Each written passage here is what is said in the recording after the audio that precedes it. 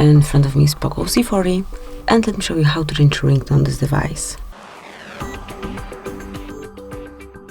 So at first, open the settings, then find and select sound and vibration, and here you will notice ringtone.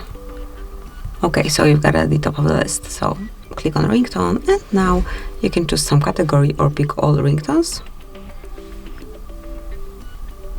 Let me just switch off the silent mode.